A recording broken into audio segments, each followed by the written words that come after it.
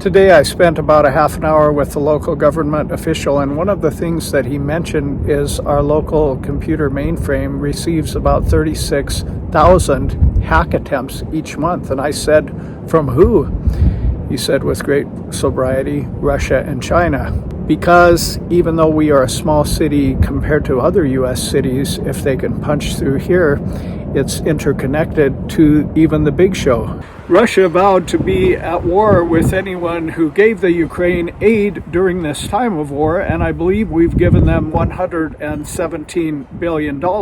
China sent a spy balloon over my home state, Montana, in broad daylight. Some of our U.S. citizens have voluntarily enlisted in the war in the Ukraine and are there fighting even as we speak.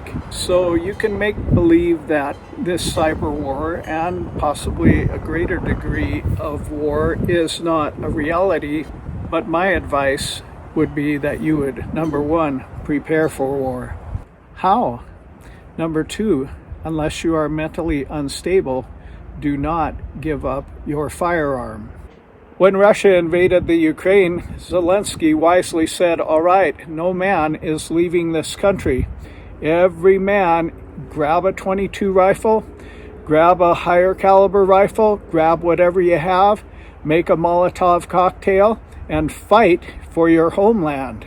Now, what if you were the one who had allowed some liberal to talk you out of your firearm, your handgun, whatever it was that you had to defend yourself, and you were left with a broom trying to fight off the Russian troops? Or like the sad story that emerged in the main shooting, where the gunman came into the bar with his rifle gunning people down, and the bar owner went after him with a knife. Don't let go of your firearm and become proficient in using it. Number three, both on a personal level and in any local elections, resist the cannabis conquest of America.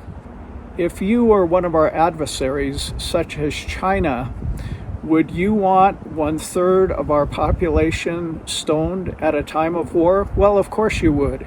Marijuana has been clinically proven to slow reaction time, to dull depth perception, and to bring about lethargy.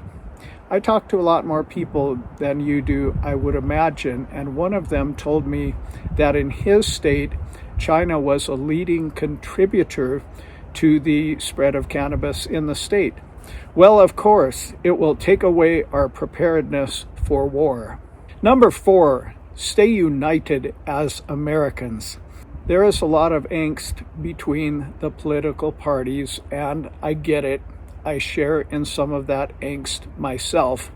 But at the end of the day, if we find ourselves at war with China or Russia or both of them put together, we need to stay united as a nation. Number five, guard your assets and your bank account with extra vigilance.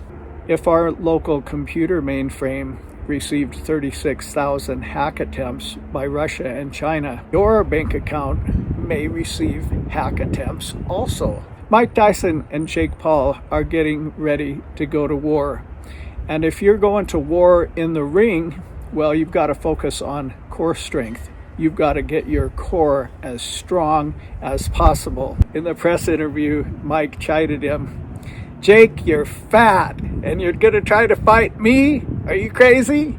If the core of our country is drunk, stoned, partying, and unaware that this could even become a reality, I tell you, it'll go a lot more smoothly for whoever does decide to bring war. But if we are keeping our core as a nation strong, our families, our physical fitness, our work ethic, our financial situation, if we're keeping those core issues strong, we will be a much more menacing foe, and that could deter a war. When you look at things that your adversary outlaws, but at the same time promotes within your country, such as China outlaws marijuana, but promotes it within the USA, well, that should give you a signal as to what may not be good for us in a time of battle. And along those lines, and number six, it's not going to help us in a time of battle if we in our school system and our movies and our television are promoting the men to think they might be girls. I have been in Russia 3 times, and I know that Russia, from the influence of the Russian Orthodox Church, does not even allow the whole LGBTQ agenda to be promoted in their country. They're out having bare-knuckle boxing matches while we're telling our men that they might be girls. Who's going to win?